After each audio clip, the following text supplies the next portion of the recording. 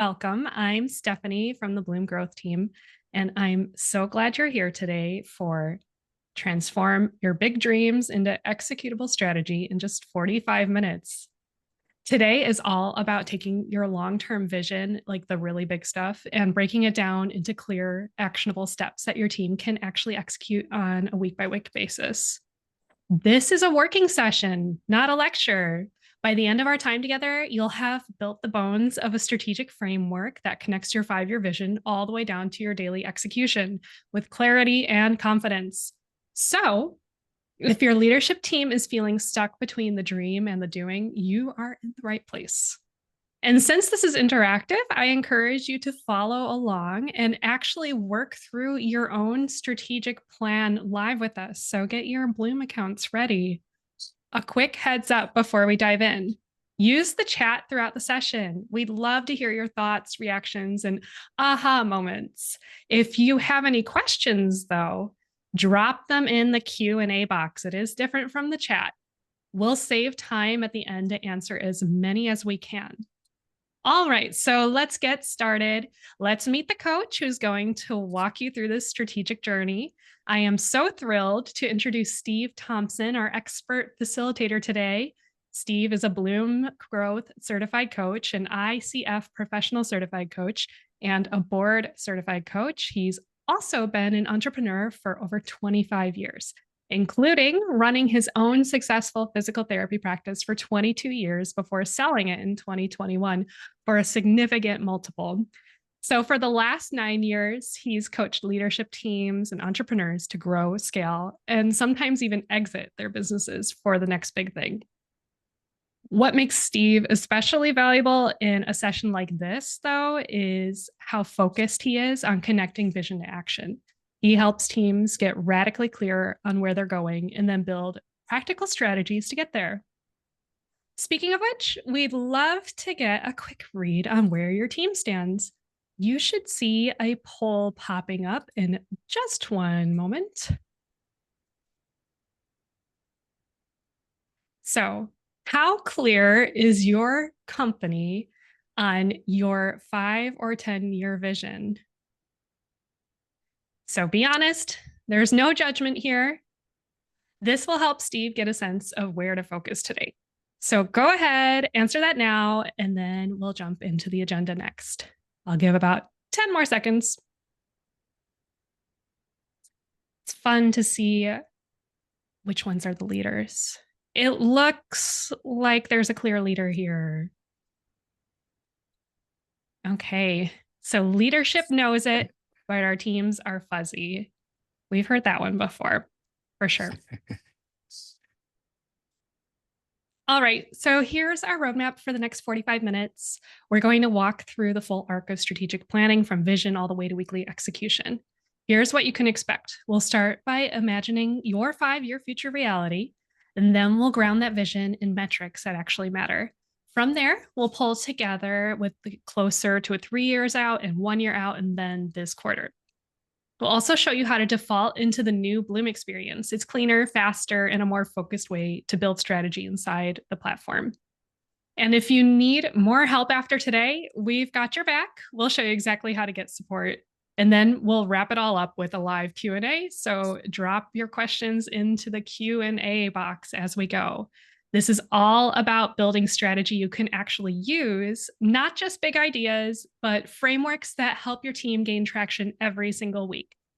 So before we dive in, I have another poll for you.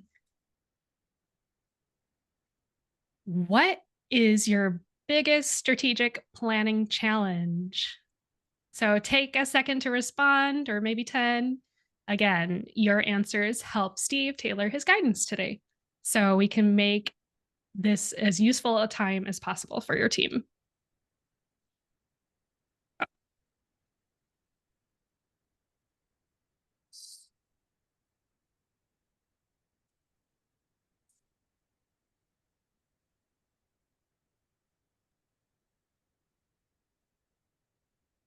Okay, so some answers here, like connecting long-term vision to daily work, getting team buy-in on the vision, keeping plans realistic and achievable, finding time for strategic thinking.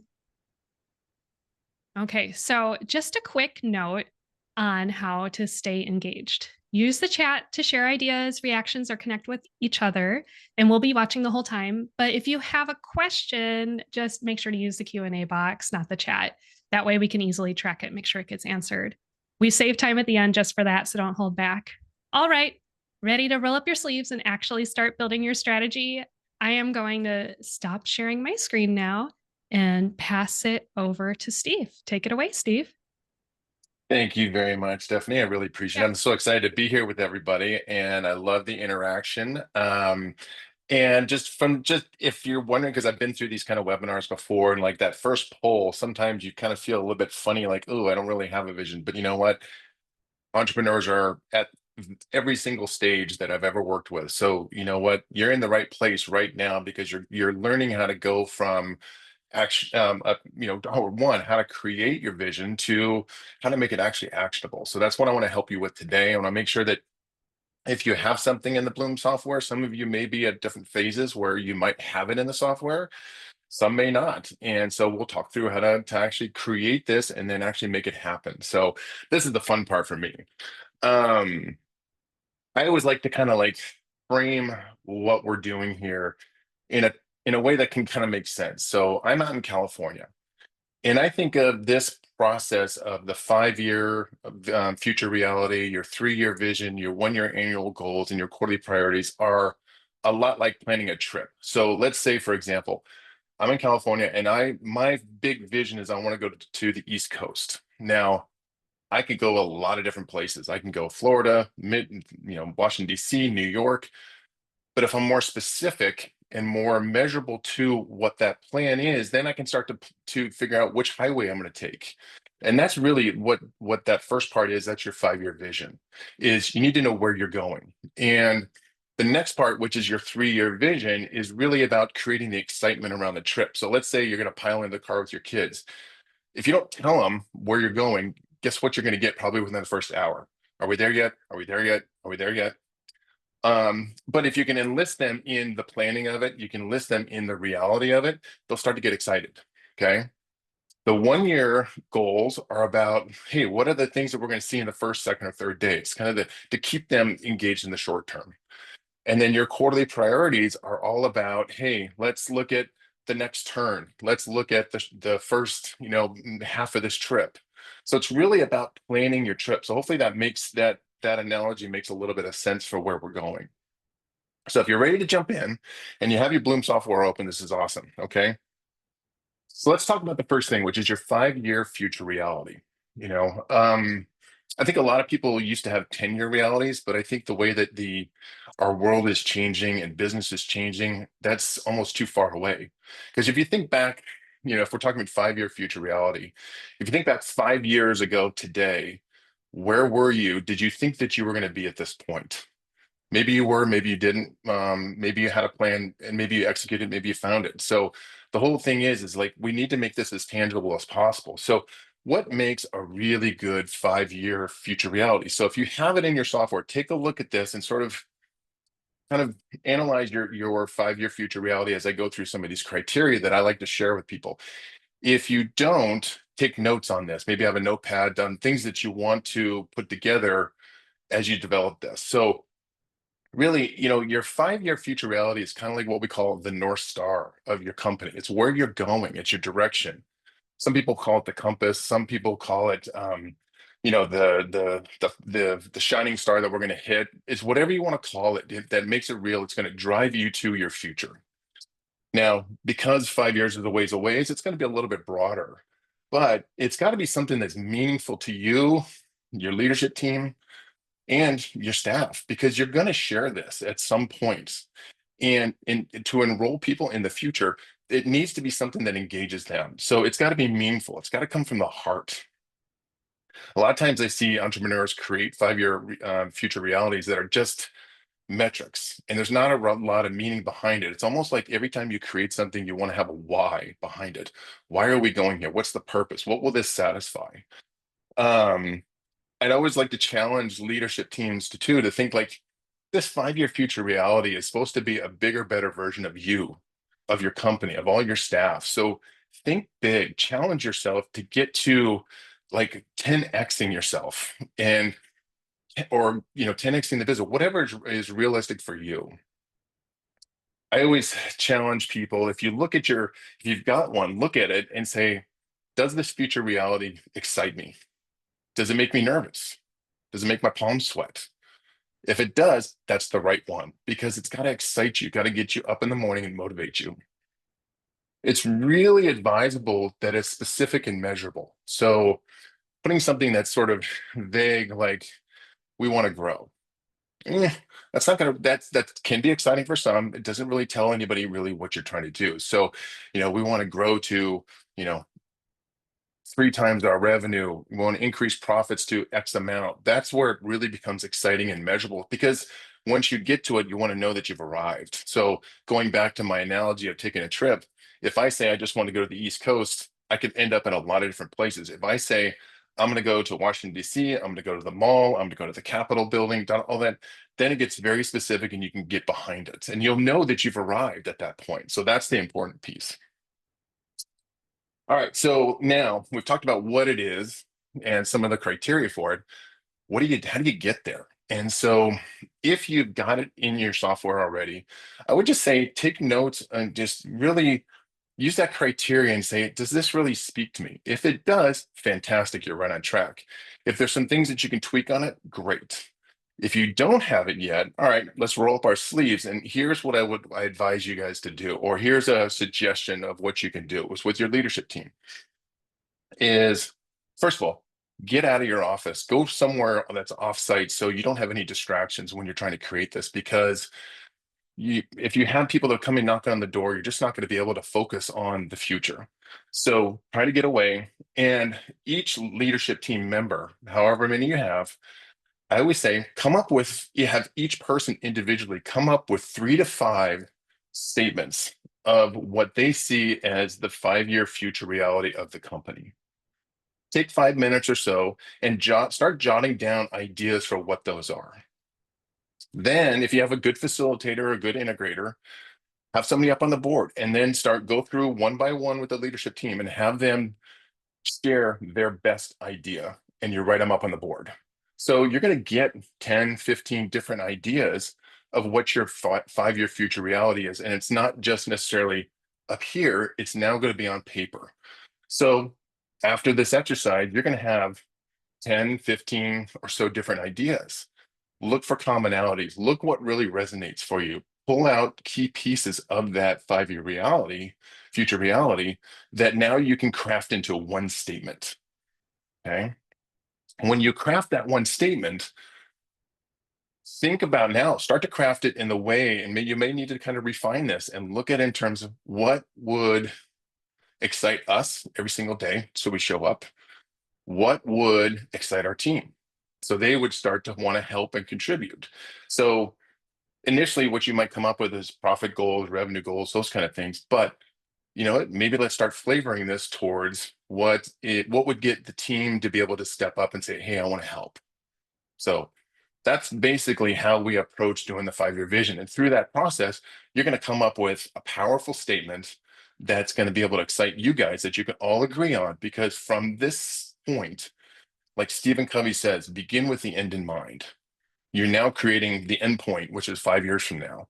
From here, we're going to build backwards to make it more and more specific, more and more actionable. All right. So if you have any questions, throw them in the question and answer, but that's really kind of how you tackle that 5-year future reality.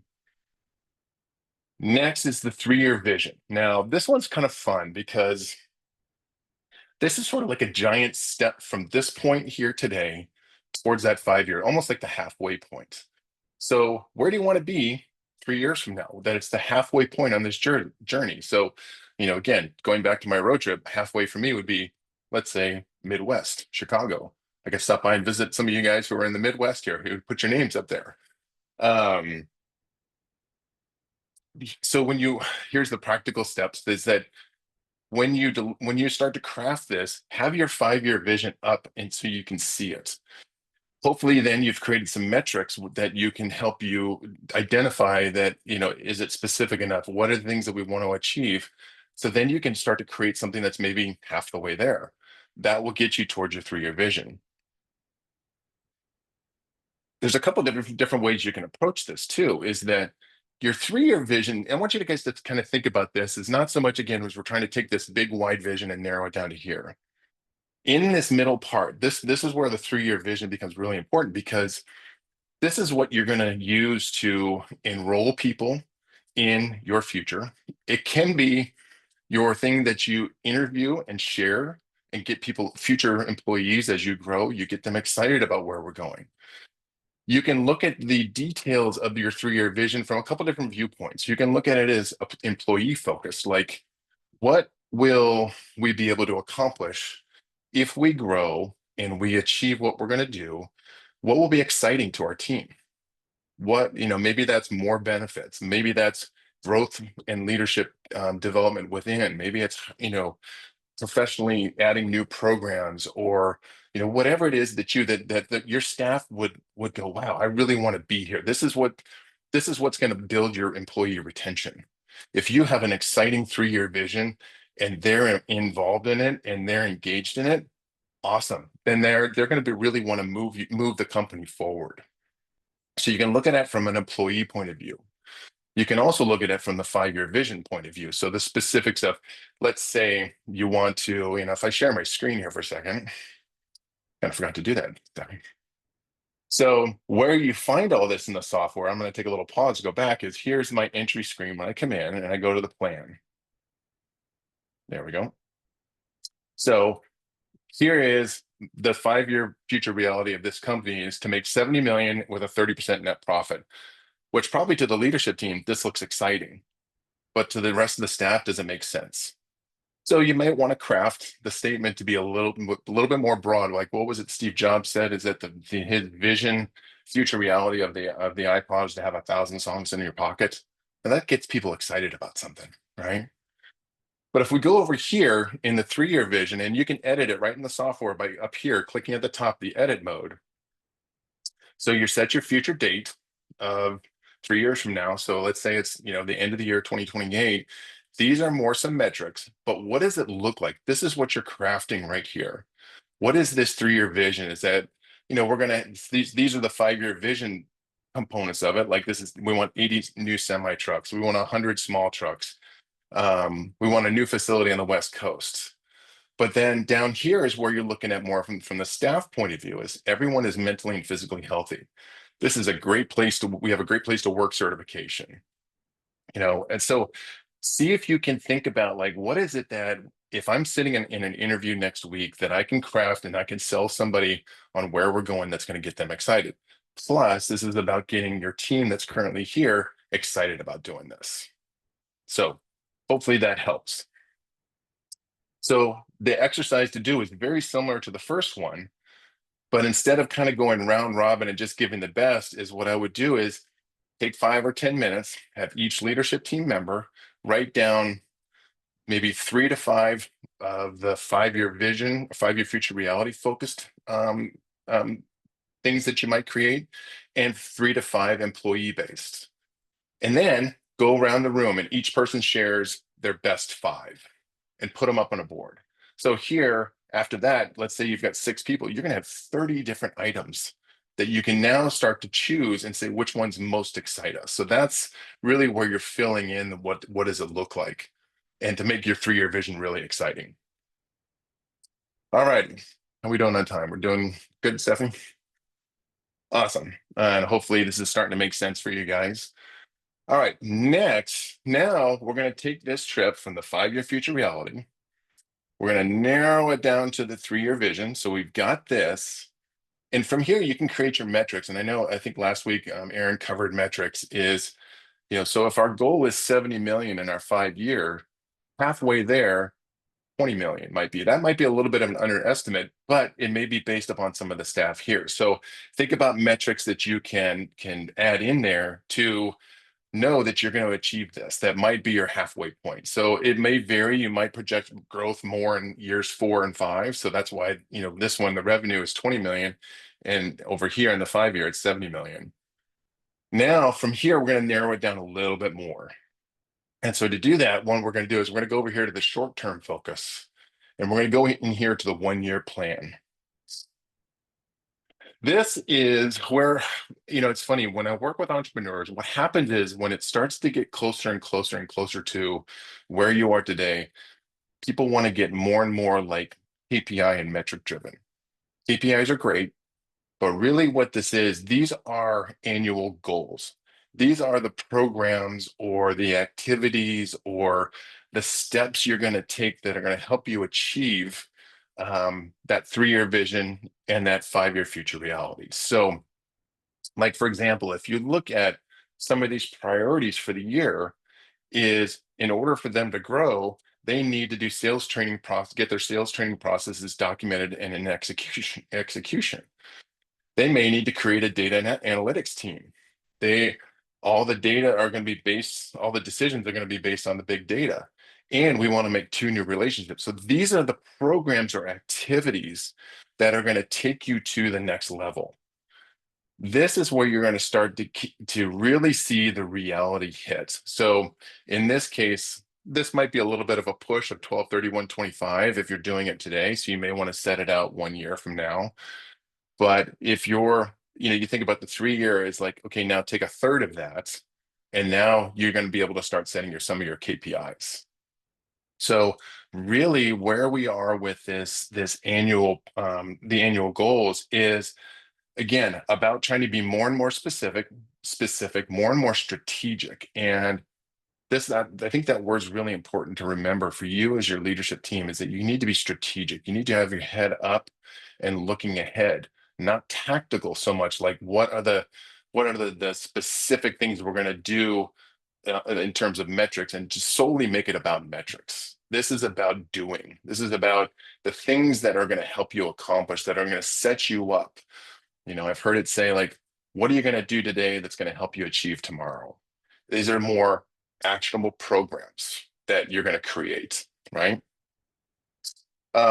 These are also too organizational wide goals, and that can be often a trip that I see is that leaders tend to stay tactical, and so when they're creating these annual goals, they stay in their department and they stay within their one little group that they're managing, and that's what they think that they're going to do. I encourage every leadership team to raise yourself up to that 30,000-foot view and say, where do we want to be in a year from now? What do we want to be able to accomplish?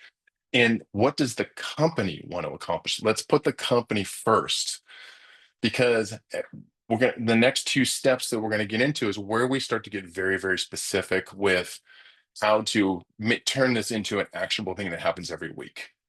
So again, just to recap on here, to create these, here's your action step. If you have these in the software, great.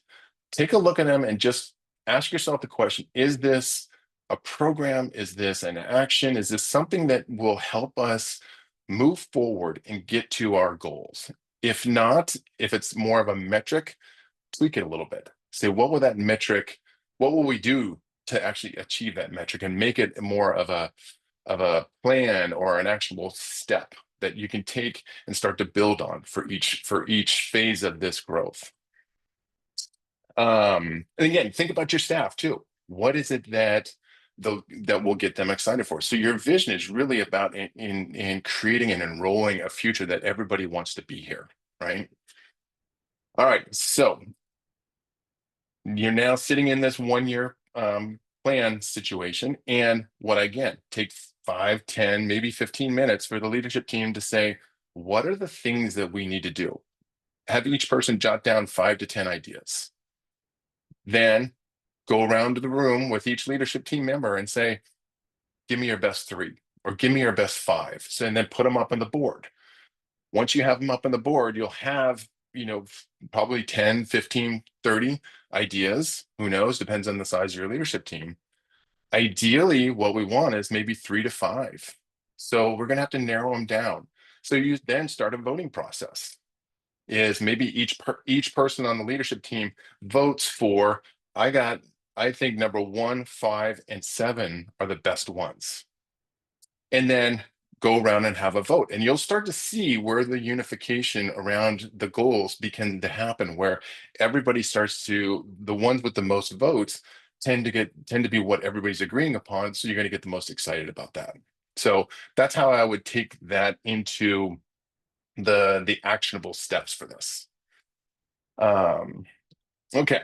Now, you still with me here? And we're now getting more and more specific in our action steps. And here's where we're going to start really getting to kind of putting the feet to the pavement. We've been sort of in the clouds here, 5 years out, 3 years out, 1 year out. Now we're looking at our quarterly priorities. And these are, if you can think about it this way, is that you look at your 1 year plan and you say your quarterly priorities, what is it that we can work on in the next 90 days to move us forward 25% towards one of these programs or one of these goals in our annual goals list. So taking the very small step of, this is what I call these 90-day sprints.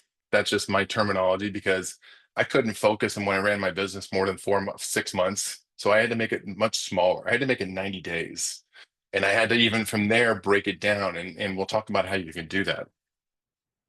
But these are the most important things that you as a leadership team and you as a company can start to push forward. And these are leadership team. These are not necessarily departmental yet.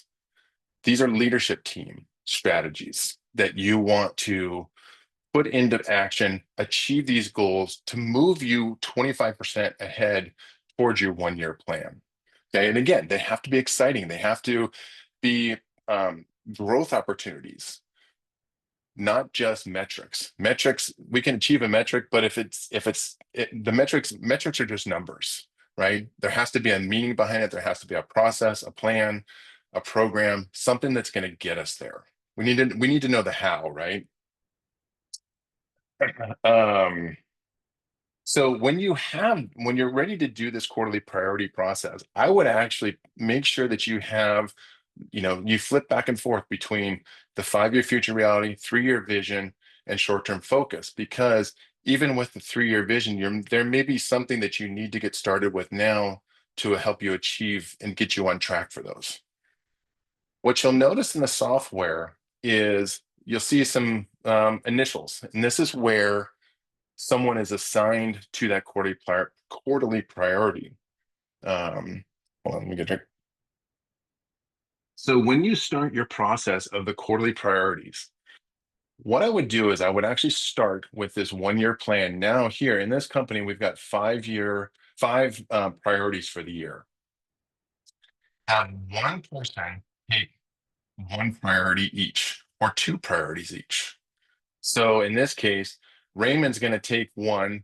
So number 4 here is 2 big new relationships. Raymond's taking one to establish at least 3 new big relationships. So everybody on the leadership team then takes one of these priorities, these annual goals, as his or her responsibility to achieve in this next 90 days, or at least move forward on at least 25%. So start there. That's the first place, is make sure that there is at least one quarterly priority that relates to one of your annual goals. That will make sure that you're staying focused on achieving your 1 year goal, your 3 year vision, and your 5 year future reality. You're heading in this direction. So everything sort of funnels down to this point.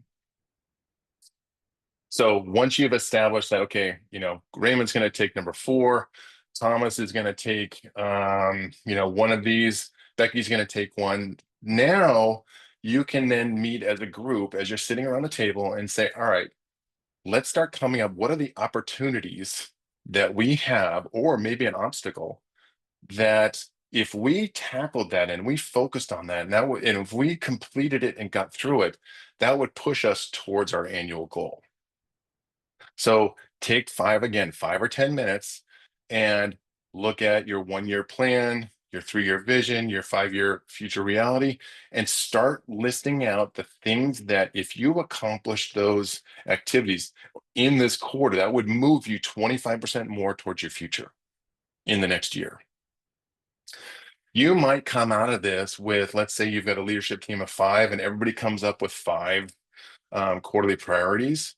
You might end up with 25 to choose from, which is an awesome place to be because you're identifying all of the opportunities and obstacles and things that you can then tackle to move this company forward. Then what I would do in the next step is go back to that voting system. All right, we've got 25 up here. Everybody gets 5 votes. Pick your 5 best. And then you're going to start to see which ones tend to rise to the top, which one tends to be the agreed upon bigger priorities. So let's say after your voting process, you've already got 5 because there are 5 quarterly priorities that everybody's chosen from the annual goal. So you've got 5.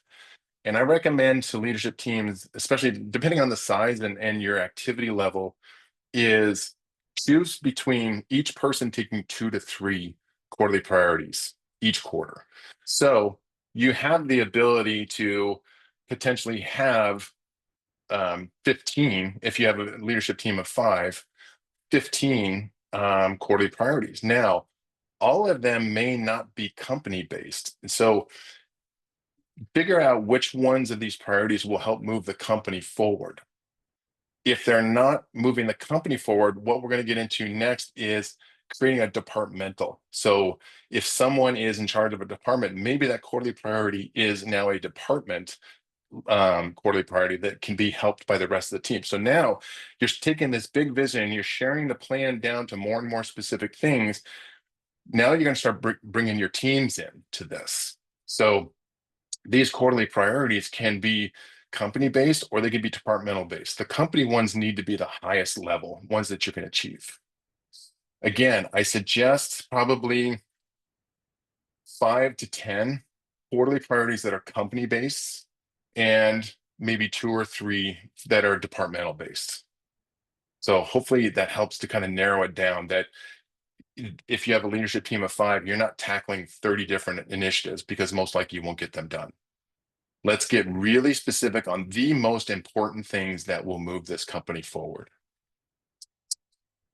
Now, how do you make these actionable week by week by week? Is when you get into your meeting list, and we're going to switch over to this screen, is your quarterly priorities are going to be carried over from your plan.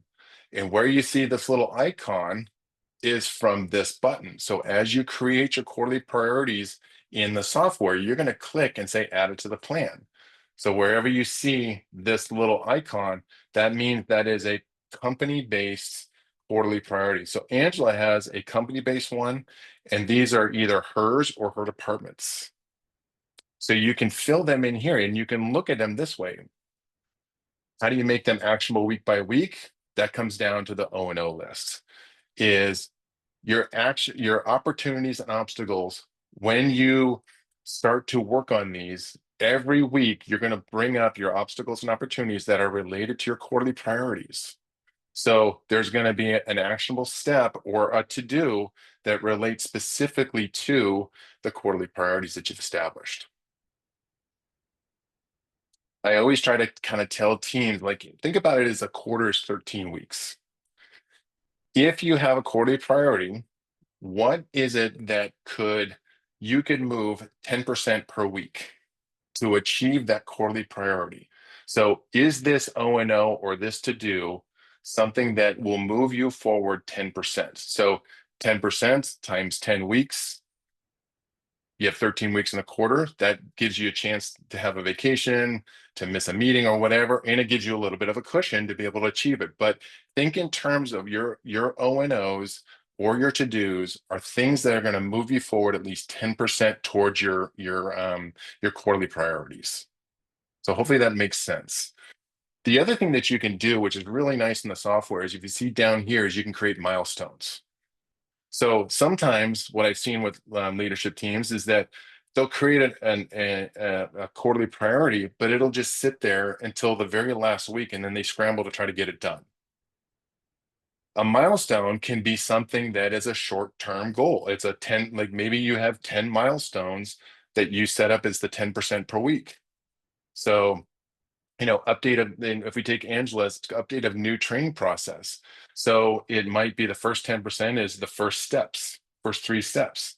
The next 10%, which is due a week later, is the next three or four steps. So you chunk this down into smaller and smaller actionable items to help you then achieve your quarterly priority. So the software has a lot of ability to help you focus on, what is this the company plan? Is this a departmental plan? Can you create milestones to be able to make it more actionable so you stay even more accountable to this? So, but basically think about this is as you get into the meetings, your O&Os are really driving you towards your quarterly priorities. And that's how you can hold accountability within your weekly meetings to make sure you're staying on track, that you don't get pulled off on the shiny object syndrome or the something that's a little bit urgent. So maybe there's something that's a little bit fun, but these again are the most important steps that you want to move forward to achieve the growth that you want to achieve. If you don't have a future vision, this is some of the things, like if we go back to over here in the plan, here's where I've seen some companies have a little bit of a pitfall, is if you don't have a future reality or you don't have a 3-year vision, you maybe don't even have a 1-year plan. Most likely you're just going to keep spinning and doing the same things over and over again, and your growth is going to stagnate. Really push yourself to think bigger. Start here with this 5-year future reality. Think of where you can take your company to in the next 5 years if everything goes great. Now, can be a little bit challenging because who knows, markets can change and that kind of stuff. But if you don't put a plan out there, there's a great phrase that I love, is that if you fail to plan, plan to fail. So if you don't have any plan in place, guess what? You're going to probably be wondering why your company's not growing, why staff is turning over. This whole process is about growing the company, growing the people. There was a survey that I read recently that said something to the effect of 94% of people leave because they don't feel like they have anywhere to go within a company. And part of your responsibility as owners or leaders is to create those opportunities for growth. That's what builds in retention. Now, we all know this is a tough market, that staff is hard to find, staff is hard to keep. A lot of people turn over and change jobs every 2 to 3 years. We want to enroll everybody in a future. Imagine if you could get everybody on your team still here after 5 years and achieving goals, and actually even growing your team and doubling it with exciting, young, bright people that are all aligned. Because if you don't have a plan, you're going to be going in different directions. And that's what I've seen, is that you'll just keep spinning in different directions. You don't know where you're going. So I really encourage you to make sure you work on this phase of it, because every decision that you make from this point forward, if you're looking towards your future, will be the thing that drives you. So hopefully that was helpful. You got some step-by-step actionable items. Yeah, and I'd love to kind of hear comments and questions. So, Stephanie, I think we have another poll, don't we? Or Well, you know what? I don't think the last poll worked. So let's give it another go. I think let's that's a give it good, another go. yeah, I'll stop uh, sharing. great.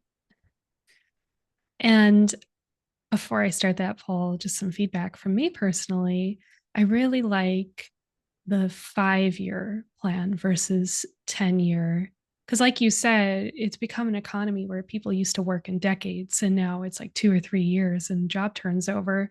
So, what used to work with a 10-year plan since the last 5 years really doesn't work anymore. So, you've inspired me to go back to my personal Bloom Growth account where I'm the CEO of my life and adjust that to maybe a 5-year vision.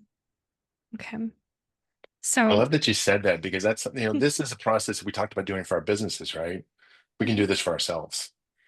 We are the CEO of our own lives, and so we can create great lives for ourselves, and use these same tools, use the software the same way. Let's create bigger futures for everybody. yeah.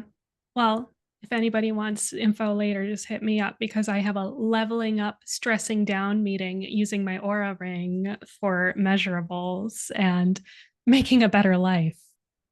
Okay, so let's give that poll another try. Okay, so it should say on your screen, and let me know if it doesn't in the chat. Uh, what is your biggest strategic planning challenge? And there's a couple of answers here. And Again, this, what I'm seeing too, Stephanie, just from yeah. my point of view, is I see that these are the results. So almost like, can we go back to the Oh, actual selection piece to see? let's see. Because again, I tried doing it earlier and it wasn't super friendly. Relaunch poll. It is an option. There we go. Yep. There it is. There it is. Thank you, Good. Steve. Excellent. Yep. Yeah, so some good ones here that we hear a lot of: connecting long term vision to daily work, getting team buy in on the vision, keeping plans realistic and achievable. That's an important one. Mhm. And finding time for strategic thinking. How does one do that? That's the next question. Okay, give that another 10 seconds or so. You know what? I'm going to call it and I'm going to say that they're all pretty close to equal. There wasn't one that really Mm. stuck out. So I think you hit the nail on the head with these answers. Yeah, getting the buy-in, team buy-in on the vision. You know, it's funny. Like I think I remember that in the first poll, there were a couple of responses that I have the vision, but I haven't shared it. And sometimes what happens is that owners get fearful of sharing the vision, that they feel that the staff won't resonate it with it. But I think if you take a moment and look at that 3-year vision step, that's the point where you're actually really going to be speaking to the team. You're really speaking to what is it that they might want? What is it that they keep asking for? And if you now show that you're listening to that and you actually have a plan for it, now they're going to get engaged. They're going to, because most of the time when an owner or a leadership team creates a plan or a vision statement, whatever, is that it's doesn't relate to the staff. So this 3-year vision piece is really that important piece that's going to connect the team to the plan or the vision. Yeah, I could definitely see that. I mean, again, in my own personal bloom growth, like how do you share that vision with the people around you? That's Mhm. something I can relate to. Okay. So we're going to get back to a couple more questions, but before we do, I'm just going to share a couple things here. I wanted to share with everybody uh, something called Bloom Growth Accelerate. It's something that we created this year, and it's designed for organizations and teams that are looking to enter full growth mode, increase transparency, and strengthen accountability across the board. And if that's for you, you can just book a clarity call with us and we'll help you figure out if coaching is the right fit. Spoiler, it usually is, and what could growth Yeah. could look like for your team. It's so important to have someone there in your corner as you're growing your business. And that's what Steve does here. And I know you could speak to this. Like, Accelerate is a great way to get started at a very friendly Yeah. point.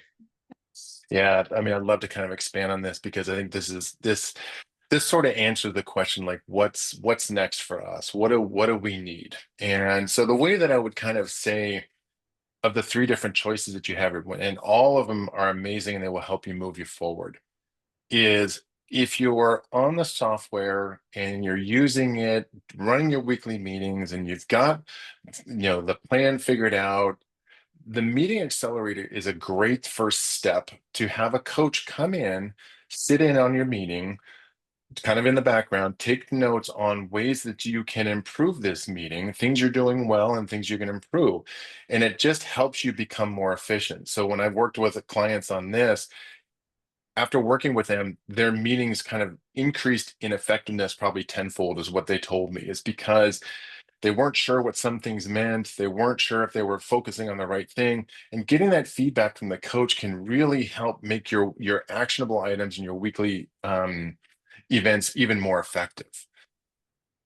Let's say you realize, you know what, we really want to dive into this. We want to get full into the Bloom system, but we don't know necessarily how to do it. We need a little bit of support, but we've got a good integrator and a good facilitator on our team. That's where that leadership team accelerator comes in. And what this is Bloom will give you the ways to implement this entire program, but you'll meet with a coach an hour before and typically a half an hour after you deliver the Bloom meetings to your team. And it helps you as the facilitator get very refined in how you're delivering it. So it'd be like a coach coming in, but you are doing it within.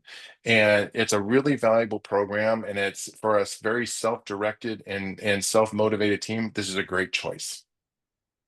The full coach engagement is we know we want to grow. We don't really know how to get there. We don't really have the team together.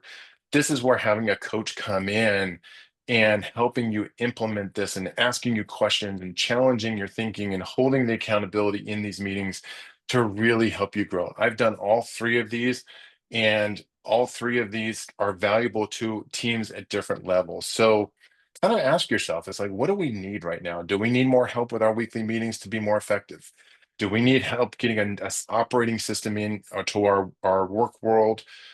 And I think we can do it ourselves, but we just need a help. That's the leadership team accelerator. If you really feel like, you know what, we need some help, period. That's where the full coaching engagement comes in. I like that. And while you were saying that, it reminds me of anyone trying to grow a muscle or learn an instrument. Like you can get there by watching YouTube and doing like a YouTube workout, or oh, am a viola player for the last 10 years. So you could do it on YouTube, but like each level where you add that support, you're going to get there faster and feel more Yeah. fluent in it. Yeah. And one quick comment on that, it's like you look at professional athletes, most of them have an average of 10 coaches. So to get to their highest level, they have a nutrition coach, they have a fitness coach, they have, a mindset coach. Everybody can benefit from coaching. So it depends on where you feel like you need the most.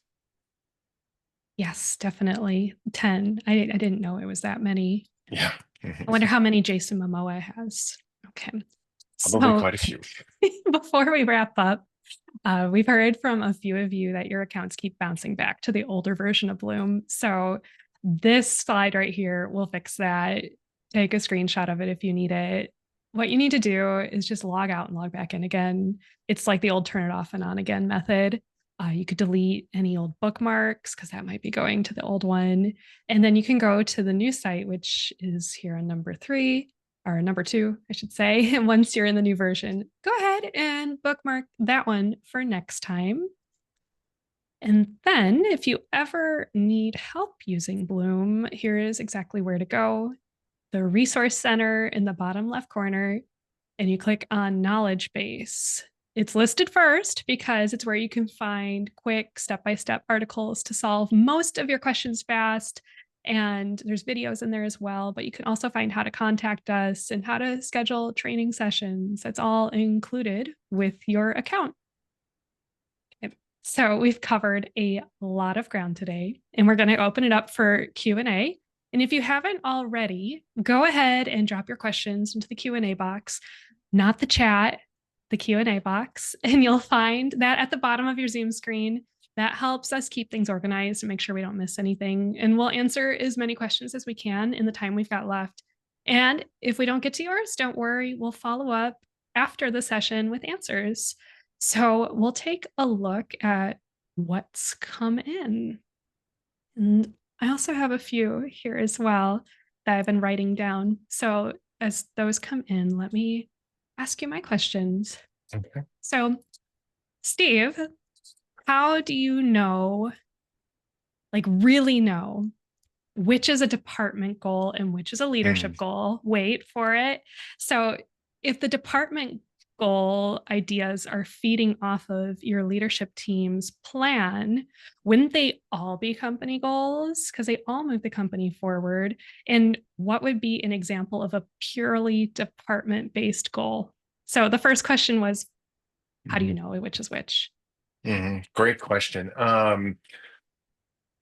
What I think what I would do is look at it from the point of view is when you create your first list of the quarterly priorities and say, is this almost gonna take more people to accomplish or more, and it's gonna have more attention to cover more departments? That's most likely a company-wide or a leadership team goal.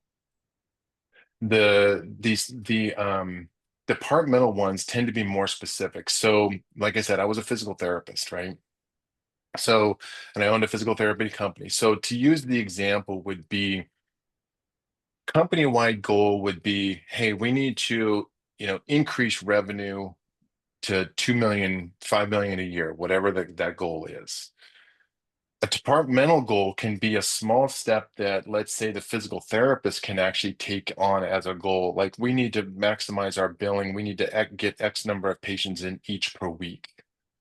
That's more focused on the smallest level of the company that are actionable by the individual team members to draw them in to help to achieve the bigger goal of the revenue.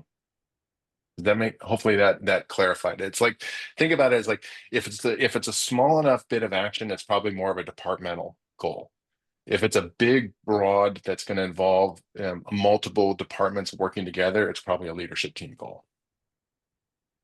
Got it. Because, I look at Bloom growth counts a lot over the last several years. And what I see a lot of is on the plan for a department plan, they will have their goals, and every single one of them will be a company goal. Uh, do you see situations where that is the case? Yes, I do. And I think the I guess the problem with that is that that's where you have the leadership team is thinking too tactical. They're not strategic. They don't have their head up looking forward in the direction that they want to go. So if that's the case, if it's too like I just think again, if it's too specific to a person, then it's probably near into that departmental goal. So maybe just take a step back and say, what if we achieve this, what would this help? What would this help grow to keep kind of getting bigger in terms of, let's say everybody on this team, let's say everybody had a specific goal and we hit this number of sales targets. What would that achieve? And that might be more of then shifted towards more of the quarterly goal that way, the quarterly priority that way. Awesome. Okay. I have more questions, and there weren't other ones. So I'll just keep Okay. going. Okay. Okay. You had the list of what does the future look like? It was on the right side of the screen on the first page of your plan, and you had multiple bullet points, maybe like 10. Uh, and by the way, I love that. If anybody wants to know, I'm motivated by company swag. So that my future looks like a uniform in 5 years. But you had like 10 items. Is there like a sweet spot for the amount of items on that list? Great question. What I usually work with teams to say is like if you can have 7 to 10 that speak to both the 5 year future reality and also the employee base, because then you're hitting on both targets. If it's at 5, there's almost not enough to be employee based and bigger vision place. So 10 seems to be a nice little sweet spot. More than that, it kind of gets a little foggy and becomes less important. On that vein, when you're coming up with it's your leadership team and you're coming up with your 1 year goals, but maybe more focused on the quarterly goals because that's something that's coming up sooner. Uh, does does the amount of people in the room in that meeting determine like a sweet spot for the amount of goals on that list as well, or is it just as far as your Yeah. imagination can bring you? I think when you're thinking of like the more and more specific things, like when you start getting more than 3 to 5, of them, like the annual goals, it then becomes they get diluted. Like the annual goals, you may miss one. 3 to 5 seems to be a nice little sweet spot to really focus on. Probably 5. If it's a bigger company, a bigger group, there might be more than, let's say, maybe 7, but 5 seems to be a really nice spot. If it's more than 5, kind of like when we also too when we build our core values, 3 to 4 to 5 tend to be the right sweet spot number of core values, because beyond that people can't think, they can't process that many. So the more specific, the more focused they are, the fewer they are, then the more likely you're going to achieve them. Awesome. So, on that note as well, it leads to the next one. I've seen teams that have 3 to 5 goals per quarter per person, and then Mhm. they're also in a department meeting, and then they have different goals for that meeting. It seems like too much to me, honestly, just based Mhm. on what I know of my own personal workload. And but is there a sweet spot for that as well? And like considering like if they're in multiple departments or meetings. Yeah, no, that's a great question. Generally, I think each person on the leadership team probably should have no more than 3 priorities, and that's a combination of departmental and company quarterly priorities. So a person might have one quarterly, one company priority, but that will allow them to take on 2 departmental. They might have 2 um, company, so then that makes them only, they really only should take 1 departmental, because I think again that 3 to 5 tends to be the magic number. 3 being for the, especially these quarterly priorities, because these are big programs to actually get accomplished.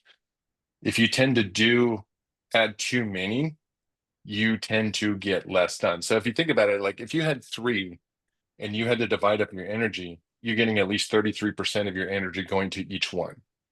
If you have 10, you only have 10% of your energy going towards each priority. So the likelihood that you're going to get something done drops. That is so true. And it was a bit of a leading question, too.